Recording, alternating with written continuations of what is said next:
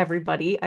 Today, we have quite the treat today. We have with us the man, the myth, the legend, the one and only Thomas Schaller from New York City. Welcome, Thomas. Thank you, Ashley. You're welcome. And today, do we have PowerPoint? a No, slideshow? no. But No. Thomas is a returning guest artist. This is his second time at John's Friday live Perfect. session. Oh, and I also wanted to say John sends his wishes. He could not be here with us today. So I have the honor of filling in for him. So Thomas is good with questions during his demo. He's a very good at talking and painting at the same time. So you guys are welcome to ask questions. And also in Facebook, go ahead and pop your questions in the chat and we'll shuttle them on over to Zoom. So without further ado, go ahead, Thomas. Welcome. Thank you, Ashley. Yeah, a big thanks to everybody at Daniel Smith. Over the years, Daniel Smith, they started off a big entity in my life, and they've only become bigger and better.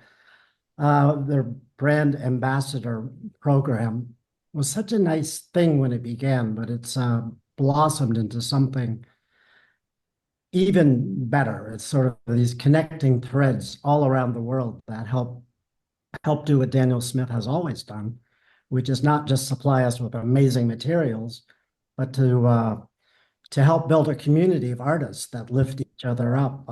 It's genuinely another family for me, which I've always been grateful for and am more so today. So I do want to thank John and Catherine, especially, who've been there for me, for many of us from the beginning. And I want to thank for today, I want to thank Ethel, Ashley, and everybody who helped just make this happen and put these kinds of things together are what I'm talking about. They help build a community of artists where it isn't so much about competition, about one person winning or losing. It's about when one of us does better, we all do better. We all rise together. So I'm very grateful to be here. What I have planned for you today is a demonstration painting. I can talk and paint at the same time. I don't know if I do either particularly well, but I do try. So while I'm going to explain what I'm doing, but I also do want to encourage discussion, questions. Disagreements are fine too. But yeah, so I just want to show you a little bit about my method, how I work, and why I do what I do. So to get there, I'm going to share my screen. Hope this works. I have an overhead camera here. Yes. So we don't have a great deal of time. I'm going to try to do this as quickly as possible, but bear with me. It's a little bit ambitious. Where we are, this is a view of Central Park. Like many of us, perhaps I've gotten a little weary of winter at this point, so I decided to do something with green, but also because green, the pigment green color, brings me back to my very beginnings with Daniel Smith. My earlier training in my earliest training in watercolor was a bit on the classical side. So I never purchased green pigments. I always just mix them, which of course you can do, and I don't discourage anyone from doing that. But when I began teaching in Seattle at Daniel Smith many years ago, I mentioned that out loud, and John was nice enough to take me aside after my class and introduce me to the amazing world of Daniel Smith pigments. In particular, today I'm talking about greens. Of course, there's the standard issue pigment you can purchase, Viridian, etc., that we all know. But as we also all know, Daniel Smith, they're scientists as well as artists, and they investigate the properties of color and of pigments and come up with the most unexpected and effective pigments you can imagine. The world of green pigments, just at Daniel Smith, is overwhelmingly beautiful and amazing, and it's hard to work them all into your life. So I have segmented out a few that have become indispensable to me over the years, and I'm going to be featuring those today. Back to how I work, the poor people that take my workshops, classes, etc., know what a monster I am when it comes to reference photos. I distrust them. I don't like them. I think they're useful, but the problem can come when we fall in love with a reference photo and we believe that the best thing we can possibly do is copy what we see in a photo. And nothing could make me sadder or be farther from the truth. I believe firmly it's the artist's job not to copy what we see, either in real life, if you're painting plein air, or if you're painting from a photograph. Digital photography in particular, these kinds of crisp, clean photos we can get just with our digital phones can be so deceptive. They make everything in the background look as saturated and high contrast as everything in the foreground. They tend to flatten everything out, unify everything. They make everything in the image look as important as everything else. And if you buy that and go with that, you're just simply missing a world of opportunity as an artist. I just think as a painter, our job is to interpret the world that we see around us or within us and paint our experiences of the world rather than just paint what it is we're looking at. I talk a lot, maybe too much, and I write a lot about the difference between looking and seeing. And what I mean by that is seeing the world is the opportunity to paint your experience, paint your interpretation of what it is you're just looking at. So in that effort is how we find our personal expression, our artistic voice, our creative DNA lies in how we interpret what it is we look at to get at what we actually see. So when I see this, of course, I am attracted to the green and I want to play it up in this image. I also love contrast in general, the clash between the natural world, the atmospherics and the landscape elements. In this case, the trees of Central Park, largely of a vocabulary of vertical elements, contrasting with the interruption of the man-made element, this beautiful old stone bridge in the horizontal. So you get this great clash of ideas, the man-made elements in the horizontal primarily, and the natural elements in the vertical. And that simple idea is sort of a way in to start understanding how you see the world. Without exception, before I do a painting, I always do a quick compositional or value sketch. What this helps me do is to get down in a casual way what it is I'm seeing versus what I'm looking at, and then to begin to reorganize those visual elements into what I hope will be a good painting. So here you can see I've tried to be faithful to the subject, but that said, I've redesigned some things. I've taken some trees out. I've added a tree or two here to help balance better. And I've really rethought, reimagined the pattern of values. I paint in three basic values always: the darkest darks, the lightest lights, and the world of midtones. Then, because we're painting on a flat two-dimensional surface, all we have going for us is the horizontal dimension, the x-axis, the vertical dimension, the y-axis. What I love to do in my paintings is play around with that illusion, whatever we can do to imply depth or perspective within our work. I think even if you work in an abstract way, is something you should think about doing. So I play around with my visual elements in the spatial dimension of background, foreground, midground, and then I assign those spatial identities an overall unifying value. In this case, largely the darkest darks will form the foreground, the lightest lights will be in the background, and everything else will be a range of midtones.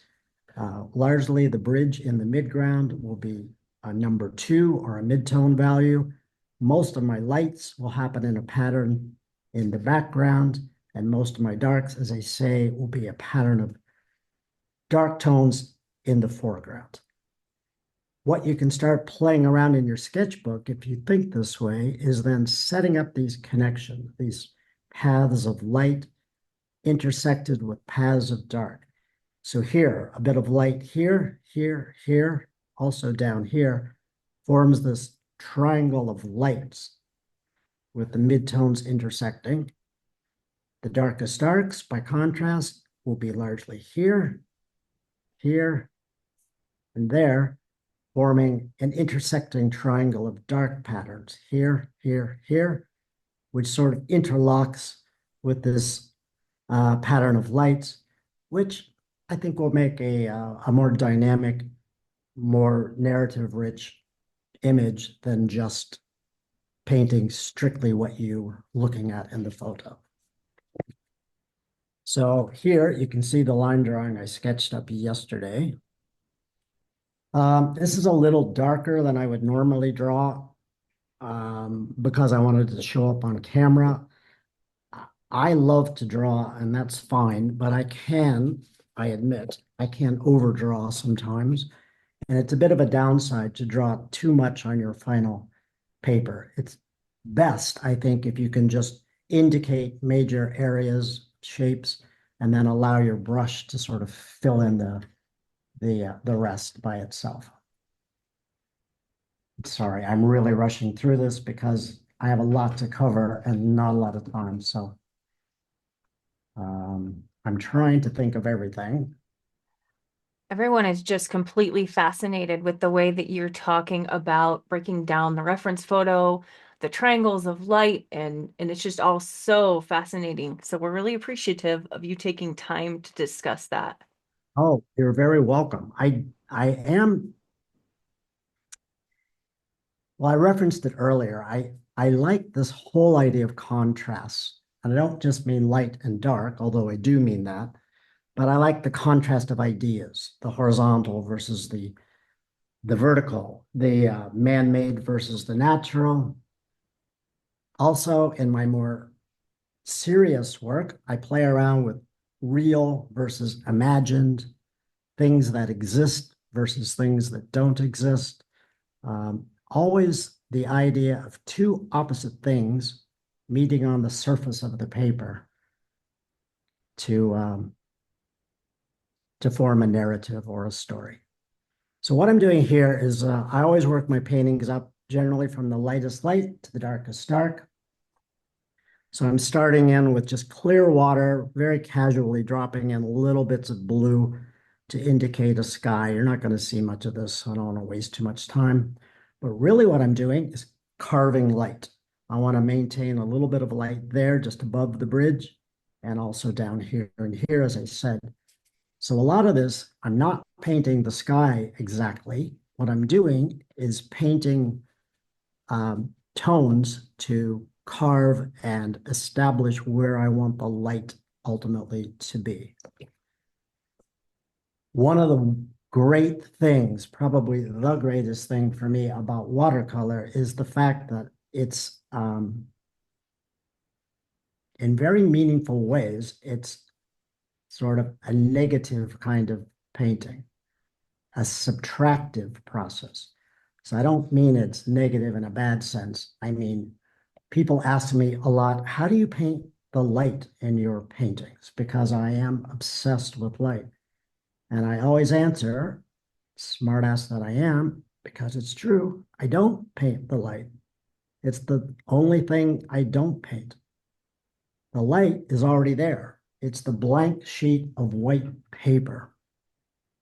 What we do as watercolorists is we paint the shades and the shadows, that give light its identity. So all you do in watercolor is you reveal the light. You don't paint it because it's already there. In another medium, oil, acrylic, etc., it's more common to paint opaque areas of light with white paint. But in watercolor, in a transparent medium, that is the last thing we do.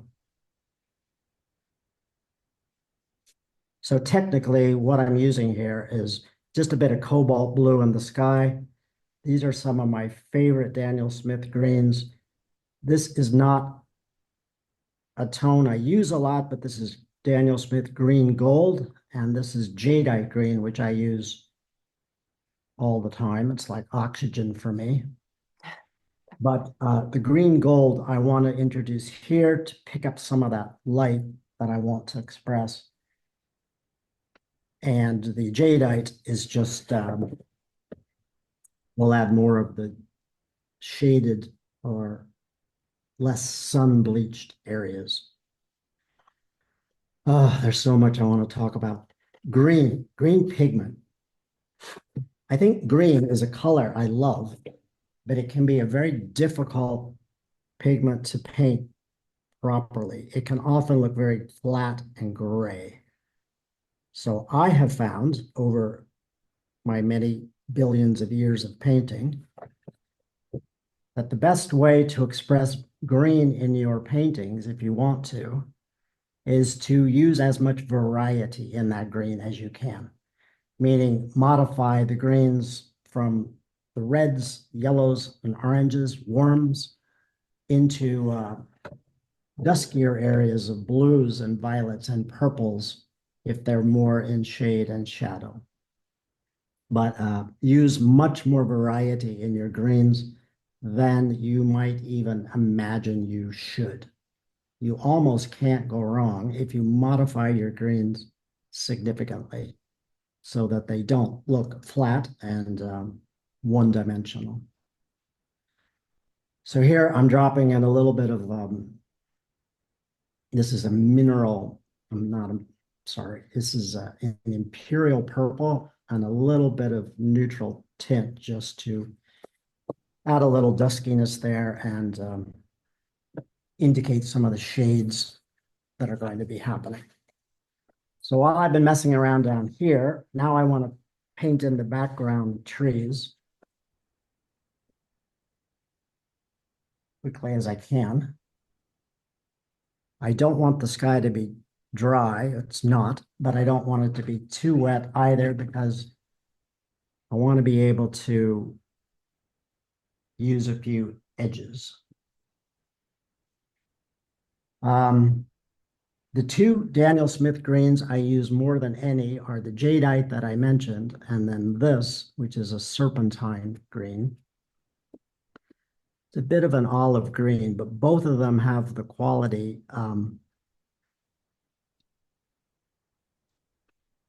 both of them have this amazing quality. When they begin to dry, they have minerals mixed into the pigment, and they float to the top and create a beautiful multi-dimensional effect that's anything but gray and dry. Beautiful. Both of them are unbelievably successful colors by themselves. Mixed together, they're a great combination. So yeah, I'm just playing in the water back here. A little bit messy, wet and wet. But I want these trees in the background to look nothing like the photograph. So I don't want them to jump out or become too apparent. I want them to really fade.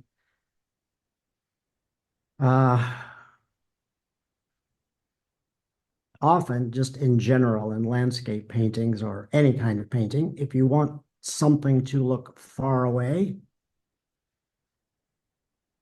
visually, things tend to look a little violet or blue when they're really far away in the distance. So I have laid in just a light wet wash of serpentine. Into that, I'm dropping just some cobalt blue, just to blue it up, gray it out a little so that it'll look a little bit far away, less distinct, less crisp.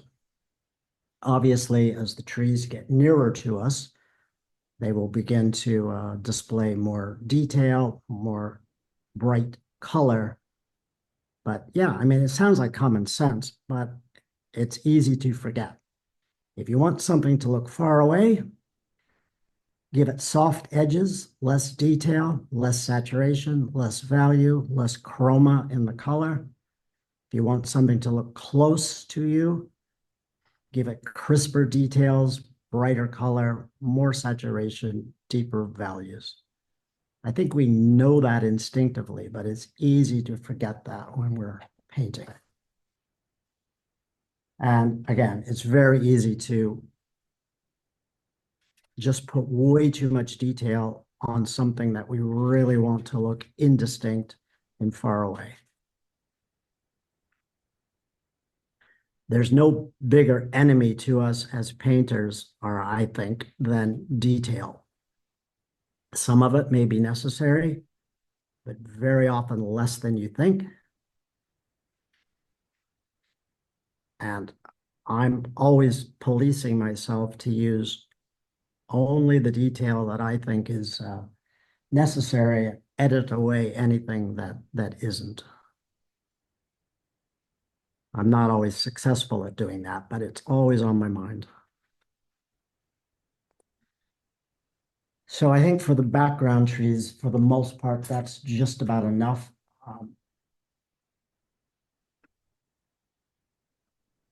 I don't want this to, I don't know what this will sound like. I'm not trying to paint trees exactly. I'm trying to paint the spirit of trees, or the idea of trees, I guess. So that when a viewer looks at this, they'll instinctively know that it's trees, but they won't be able to pick out specific tree identities. We're not doing tree portraits. We're just doing the idea of trees. Sounds very philosophical, but it's true. So all of that sort of gave a texture to the background. I think enough blue was introduced, enough soft edges, wet and wet areas, that these trees will not dominate when these darker trees are laid on top. These will definitely pull forward, because these trees, and then definitely this tree, as this begins to dry, will become much darker, more saturated, and hopefully that will allow me to communicate this idea of dimension and depth within the work. I think it will. I have confidence. Which is something we should always have, even if we don't. You can always pretend you feel confident, even when you don't.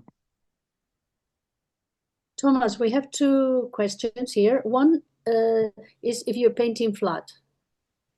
I'm not painting flat. My work surface is about a 20-degree angle, slanted down. It's a great question, because it's a little flatter than I would normally paint. My easel is usually about a 45-degree angle. It's not just easier to reach when you're painting, but because it's a wet medium, water-based, so water running downhill as it does, gravity is one of the tools that we have to use at our disposal. And I'm a little amazed at how rarely watercolorists take advantage of gravity. So I urge painters, if you fix your watercolor paper to a board, I try to keep mine loose so that I can raise it up, turn it left and right, to really use the gravity to pull my watercolors in the way that I want them to run. If you do a very large sky, for example, very, very wet, you can really paint by using gravity, by turning the board this way or that. It can be a great benefit, and it can also pretty much eliminate all those horrible blossoms and blooms that we sometimes get. A lot of that is the result of just a wet wash leaching back into itself, causing blossoms that don't need to be there. If you just tilt the board a little this way or that, generally they'll go away. Mhm. And another question we have is about your brushes. What brush did you use to paint the trees? Oh yeah, I use a series of these they're liner brushes. They're made for sign painters or whatever. Escoda makes these. I think the Da Vinci company makes them as well. This particular brush I bought on the street in Rome, so I don't know who the manufacturer is, but I have many of these. This is a Da Vinci brand, a larger one. But their advantage for me is they have a big barrel that holds a lot of water and pigment, and then these thin quills that stick out of the top. So for me, if I just lay my brush on the side and it's not too wet and just scrape it around, you can get these very tree-like shapes that emerge that help me a lot stay away from too much detail or rendering every leaf that you see on a tree. Thank you so much. Your board has gone a bit to the left. Yeah, thank you. Yeah, the size of this is only a quarter sheet. I wanted it to fit fully on screen, so it's a little small for the way I love to paint, but it's all right. What size do you usually like to work with? I prefer at least a full sheet, but half sheets are fine too. Depends on the subject. But I think working a little larger is often easier because it gives you the opportunity to play around more with water and gravity and just letting the watercolor do its own thing because, like it or not, it's going to. So I think trying to control watercolor too much is how we can often get into trouble. So for me, I like to have a plan where I want the painting to go, but within that plan, I like to work in the knowledge that is probably not going to go to plan entirely. So to leave some room for improvisation and unexpected surprises because they're coming, like it or not. So And now, Thomas, here we have Rafael Cicaleni. He's asking these giant pens that you have on your palette. He's wondering what colors they are.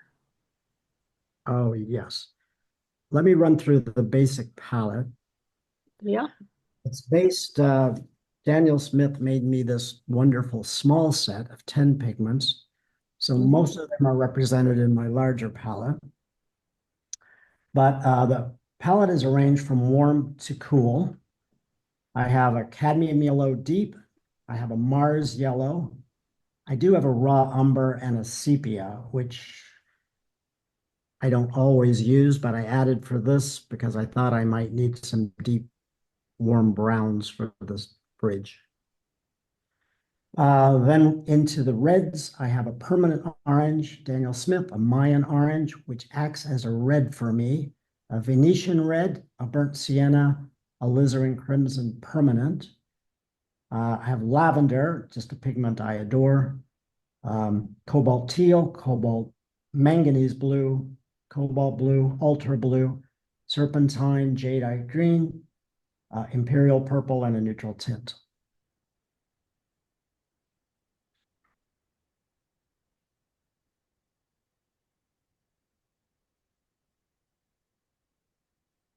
So another thing I'm doing is changing from the reference photo. The stone on this bridge, I could nerd out on this bridge a little bit. Central Park, as most of you might know, is largely man-made. It was built in the 1800s. There was no New York City around it, not to speak of at the time. But they anticipated the city growing so much that it would become enveloped, that it would surround the park eventually, and they were correct. So a lot of these beautiful natural formations that you see of rocks, etc., waterfalls, natural wonders you see in the park are planned and man-made. Nonetheless, Central Park is a miracle. It's so beautiful. It's the lifeblood of this city, which might be intolerable in many ways otherwise were it not there. But Frederick Olmsted was the landscape architect, and Calvin Vaux, his partner, designed a lot of the structures and these beautiful bridges that you see throughout Central Park. Mostly all constructed in the early to mid 1800s. This particular bridge is called the Eagle Vale Span, and it was constructed in 1890, so a little bit later than most of them. It's made out of granite, schist, very dark, hard stone, and an ashlar construction method. It's very deep and dark gray. I'm warming it up in my painting for another contrast because there's so much cool of the greens, the blues, etc. I've decided to warm up the tonality of the bridge into warm so that we have sort of this diagram of vertical cools interrupted with horizontal warms. So there's a warm, cool dichotomy going on here as well. Just another contrast.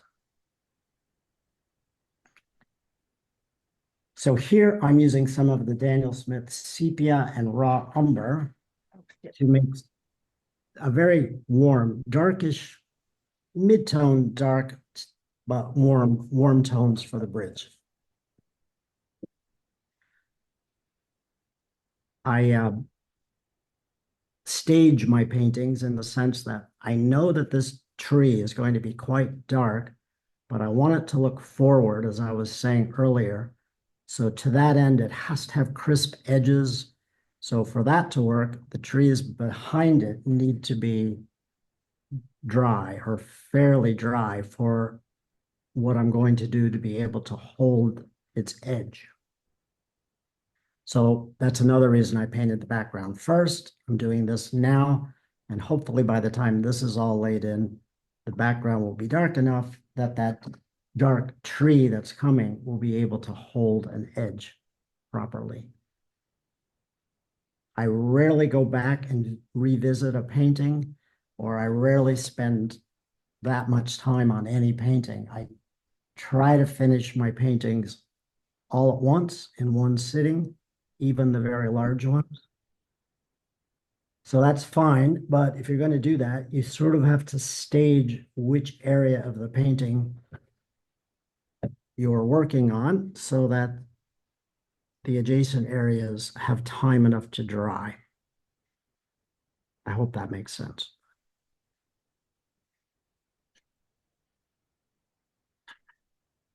For that, I applied these areas with a little less water than I did the background, and I used a flat brush. This is an Escoda 1/2 inch versatile series, so that I could use sort of a dry brush technique to get some of these sparkles of light to show through.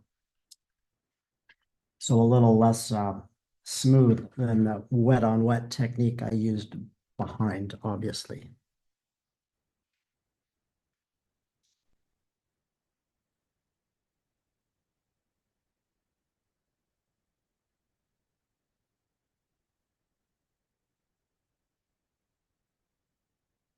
I use a lot of dry brush, which is not new for me, but it became new a few years ago.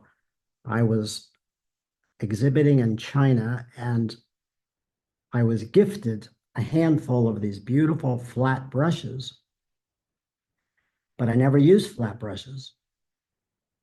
My early training, along with telling me never to use green pigment, also never included anything like a flat brush, always just very simple round brushes. But in any case, I went back to my hotel room and I was playing around with these flat brushes and I thought, oh, those are nice. So that was probably 8 years ago, maybe, and I began to work more flat brush expressions into my work, and I've never looked back. In a way, it's another area of contrast. You can use these different brush painting applications all within the same painting. And if you're lucky, they all play together nicely and give your work a good deal more variety than it might normally have.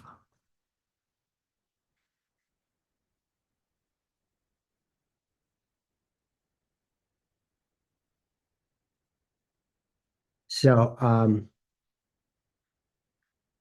originally, this is a rare bridge in that it has two spans, pedestrian bridge.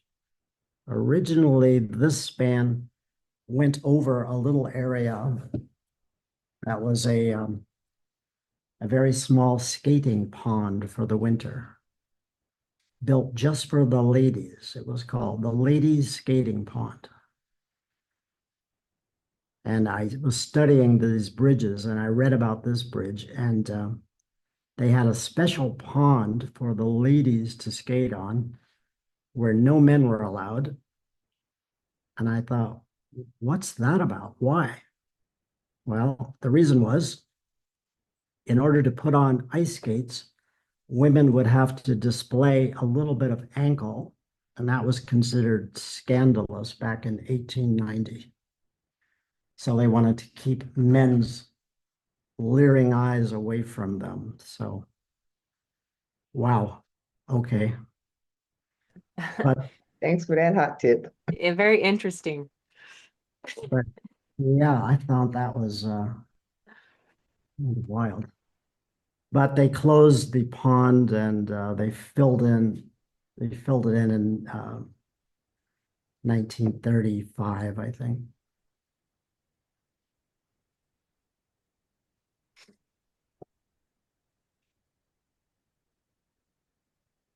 One thing I love to do, if I can,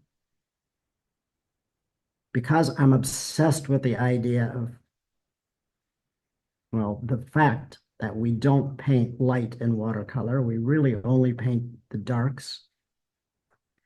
I'm obsessed with trying to inject life and luminosity and sometimes unexpected color into my areas of darks, shades, and shadows, etc. So here in these deep underpasses, I dropped in just a little bit of this permanent orange, Daniel Smith color I absolutely adore. But it acts like a luminous yellow. It doesn't dry too acidic or too harsh. If anything, it just looks like golden light. So I often use it in deep shadowed areas to imply some reflected or bounced light or just some unexpected luminosity. Always something worth thinking about. Well, I would say when I view your work, that's the first thing that comes to mind is the way that you represent light. Well, And not just through light, but through the, the contrast, but also the color that you bring, like you just said, injecting it into the shadows. well, thanks. But I think I've only come to that when I realized some years ago what I was saying earlier, that we just don't paint light, we paint the dark. So Yeah. I just started investigating different ways I could inject this the idea of light into my work. And orange. Orange came to mind, and I've been a little bit guilty of overdoing the orange in a number of my paintings, but oh well.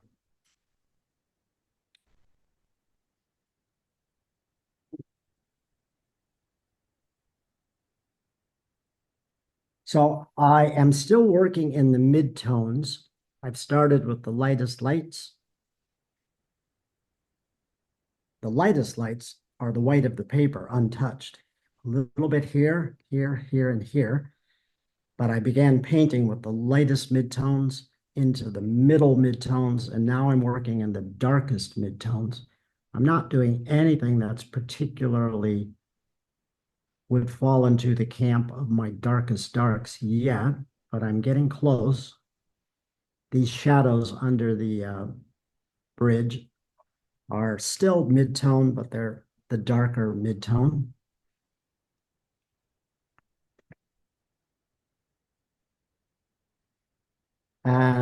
But yeah, I'm getting close to where I can start laying in my darkest darks. And then we'll be done. Couldn't be simpler.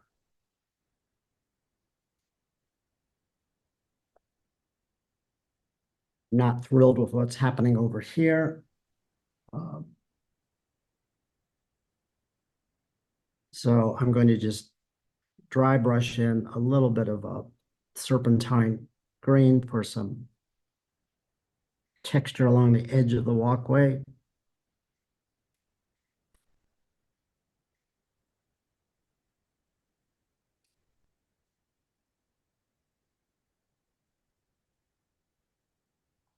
There's a question in the chat from Geraldine about, do you wet the back of your paper before taping it down? Good question, Geraldine. My large sheets, yes. Full sheets, I'll wet either the back or the face of it, but those I staple down to a large wooden board typically. For small paintings like this, no, I don't. I don't usually. If they're taped securely or fastened in some way, they will dry perfectly flat when they're done. But there's nothing wrong with doing that. It's just if you're using tape to affix it to your board, if it's wet at all, the tape won't hold. But there are many methods. I've seen painters who wet the back and use no tape to affix it. They actually do a whole system of wet on wet until the painting's completely dry. There are many methods of getting around or fixing your board, your paper to the board. There's never any one right way to do, well, probably anything, but in Thomas, painting, sorry to interrupt you. How many books do you have out currently? I think 4, but I'm working on a new one. Oh, lovely. Yeah, well, it's a lot of work, but it's going to be the best of the batch for sure. Well, there is a conversation happening in Facebook, and Dan said he really enjoyed your book, Architecture in Watercolor. And Christine said she loves it as well. That was my first book. It's very old now, but thank you. I'm not sure I knew what I was doing then, but I tried. Yeah, that book was written while I was still an architectural illustrator rather than any kind of fine artist, but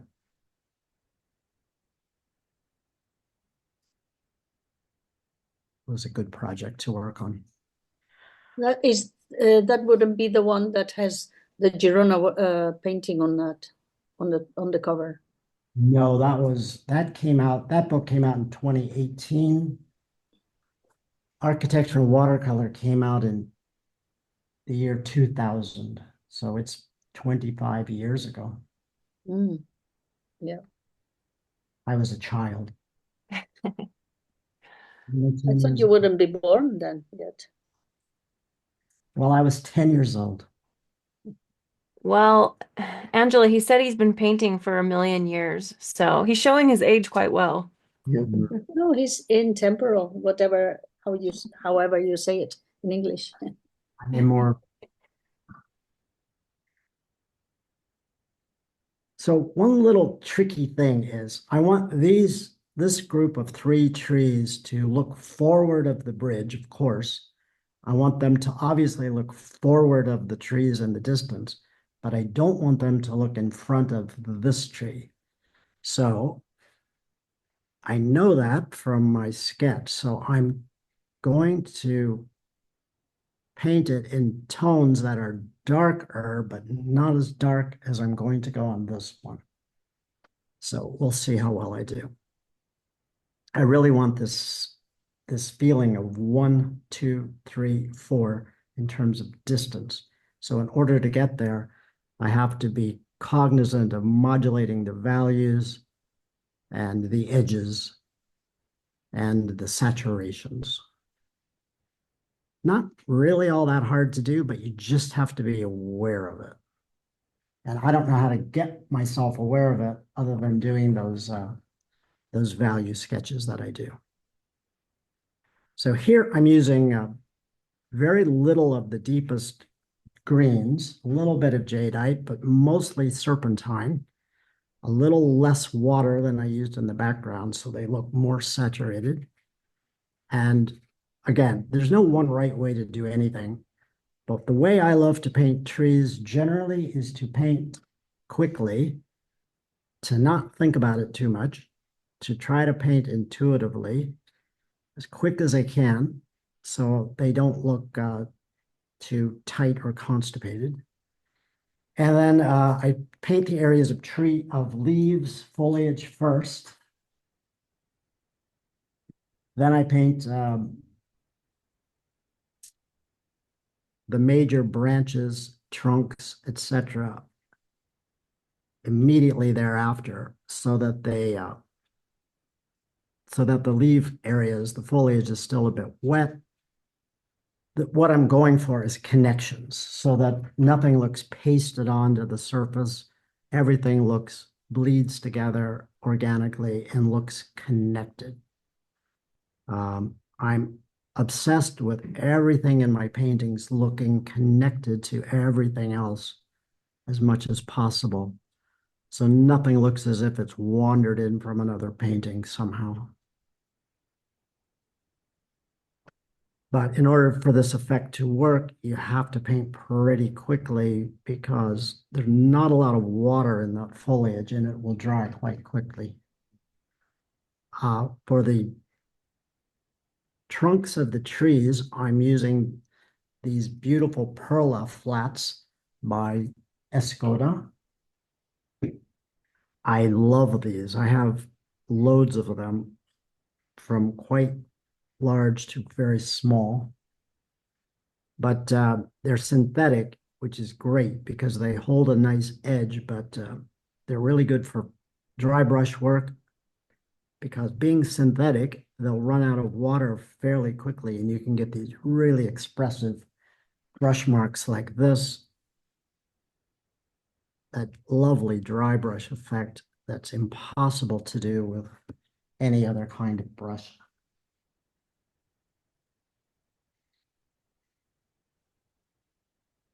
So here at this stage, I'm just worrying about the larger areas, structural areas of the tree.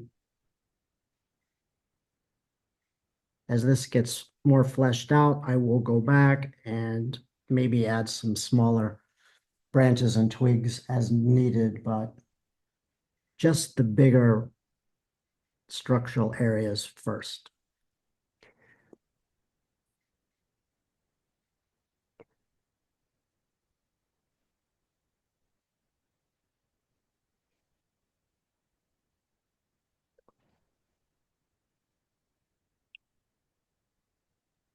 Thomas, you have 10 minutes left. All right, that should do it. I'm going to just drop in the big tree next, and that's the last big thing that has to happen.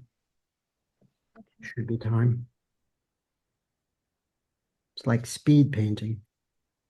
Yes, I'm sorry. Well, I mean, if you need a few more minutes, no problem.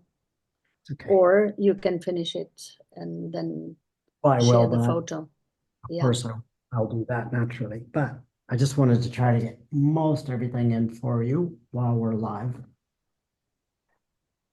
You're doing so great. The figures, I want to look backlit.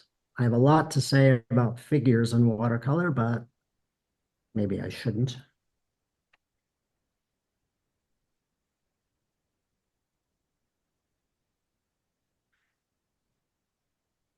There's You some think it really would great take too long? questions. Sorry. There's some really great questions over in the chat. So one of them kind of goes back to what we were talking about, your book, your first kind of architecture book. The question is from BJ, has his thoughts about painting architecture changed over the past 24 years? Oh, that is a great question, and absolutely. In 100 ways, or maybe 1,000.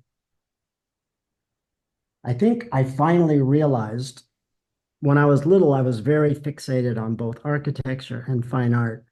And I thought they were very separate disciplines that were very disconnected.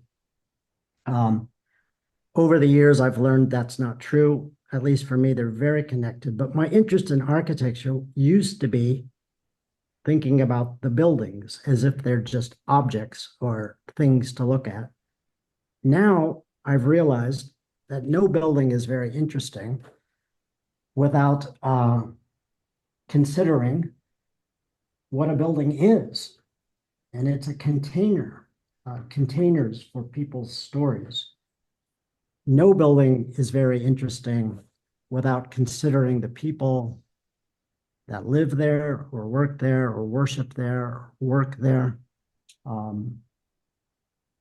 So what I've changed is thinking about painting buildings, less about painting the object that is the building and more about painting the human experience that we all can share by seeing or using the built environment around us.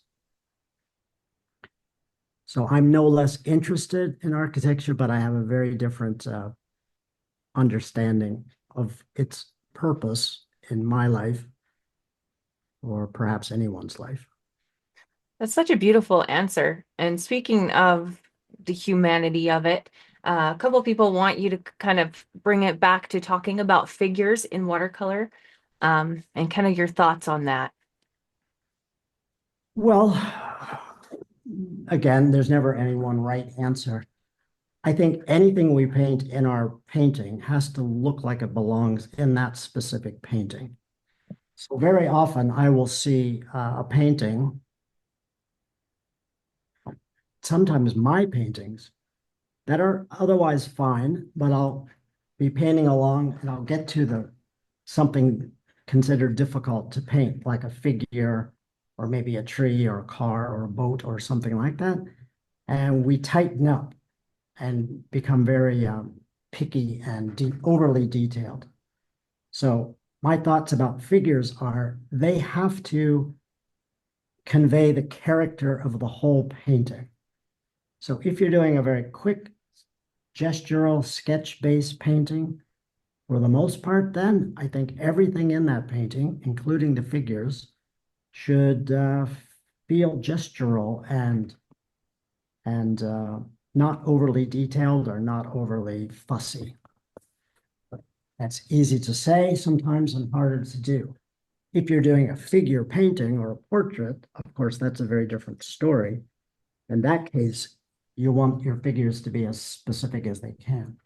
But I think it's just deciding what kind of painting you're doing and doing your best to make the figures and everything else in that painting all emotionally, philosophically, intellectually connect and look like they're telling the same story and not fighting against you. Then I have a lot of specific things about actually painting figures, but I don't think we have time to go into that.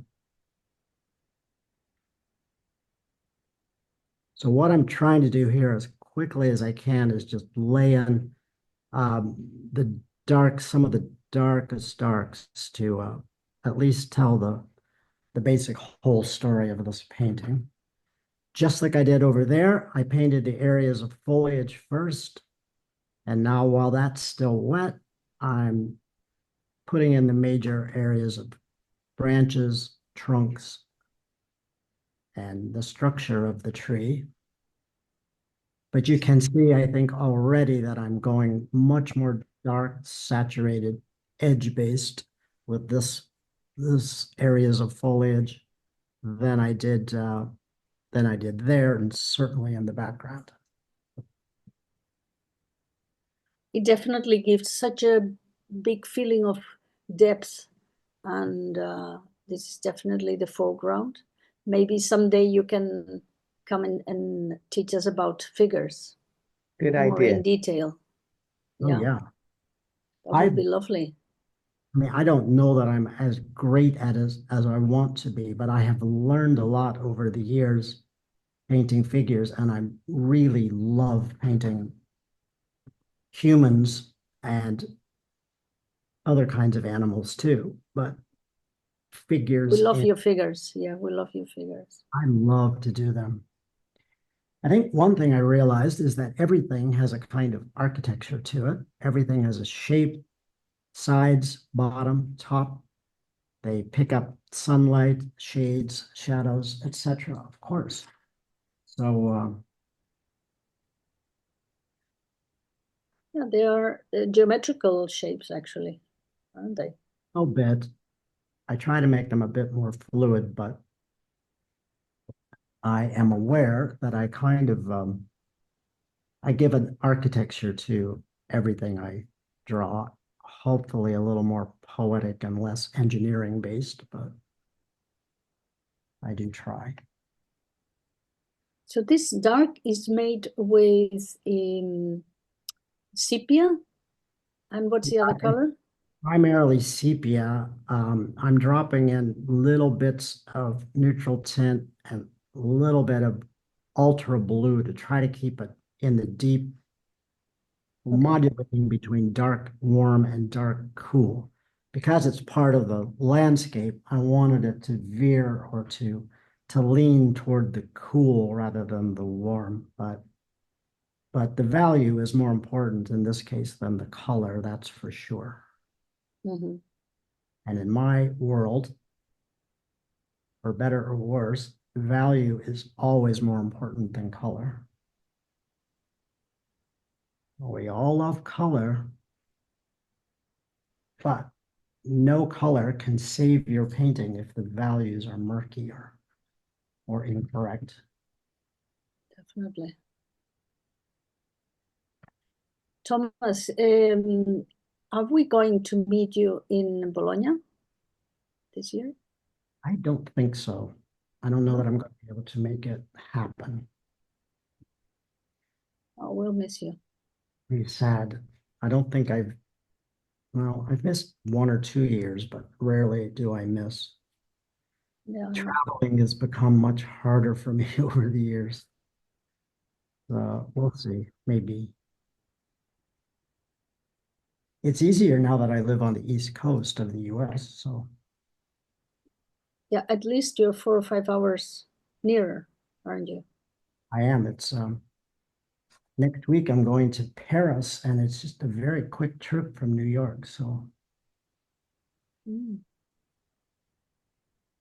yes, I'm going to see the reopening of Notre Dame Oh, wow.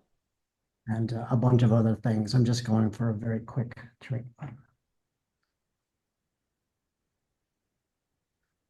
Oh my goodness, there's so many comments. Everybody wants you to come back or stay longer, and it's just such an honor to have you here. So where can people find you? Online? Do you have workshops? Where can we find you?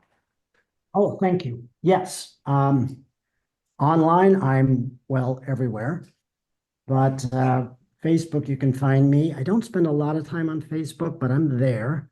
My website is maybe the best. It's just Okay. thomasschaller.com.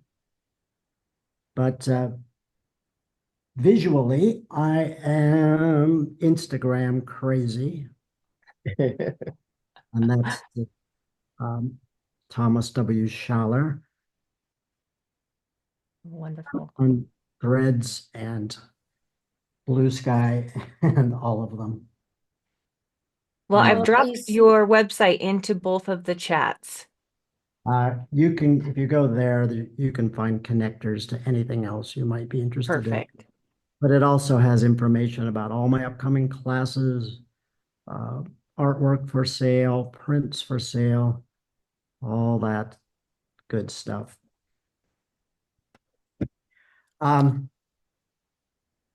This painting, all the major elements are established. I wouldn't call it done, but it's getting there. But I am rushing, and Will we be able to see this later on your Instagram? I'll post it Perfect. in the next hour or so. But I just wanted to recap what I was going for here. If you compare it to the reference photo, is I was trying to be faithful to my love of this particular space, Central Park in general, and this bridge in particular. But knowing that I couldn't copy exactly what I see, I tried to interpret the scene and then tell the spirit of it here more than the actual particulars of it. And then build in this sense of perspective and depth. So you have this sort of mystical, mysterious light coming from the background. And that's the thing I love about watercolors, when they look like they're illuminated from within. And I was going for that look a little bit. So there's light, midtone, and then dark. So I do have a pretty clearly established foreground, midground, background, which will, just by modulating your values, you can very quickly establish a sense of depth and dimension. This is much more romantic, Thomas, than the photo. Yeah, I think well, that's my goal, but thank you. And we are 200. There was a point when there were 268 people in Zoom. Wow. Yeah, and we've also got 89 watching in Facebook as well. Wow. Beautiful. Well, thank you, everybody, for your time. All we've got in this life is a little bit of time. So thank you for sharing it with me and having me today. Thank you. Very Thank generous. you. We're so delighted. It's Yeah. been such a treat today. Thank you so much for Yes, joining us. My pleasure, honestly. Yeah, I will post this later, but thank you all so much for all you do and for spending this time with me. Thank you, Thank you so Thomas. much. Thank you. Absolutely. Thank you, Thank you. Thomas. Thank you so much. Thank you, so much. everybody. Thank you. Thank you so much. Great evening. Thank you. Thank you. Thank you. Thank you. Thank you so much. Have a Enjoy good Paris. weekend. Have a good Yeah. weekend. Have a good See you next weekend. week. Thank you, Thomas. Thank you. Thank you, Thank you. Thomas, so God much. bless you. Bye-bye. Bye bye. Say hello to Bye. Otis. Thank you. Where's Otis? Where's Otis? Thomas. We gotta see Otis. Yes, where's Otis? Yes, Otis has to say goodbye to us. I think he's left the room already, since we already Yes. said Well- bye-bye. He's on the Thanks, plane to everybody. Paris. No, We can Going to next Paris. week. Everybody.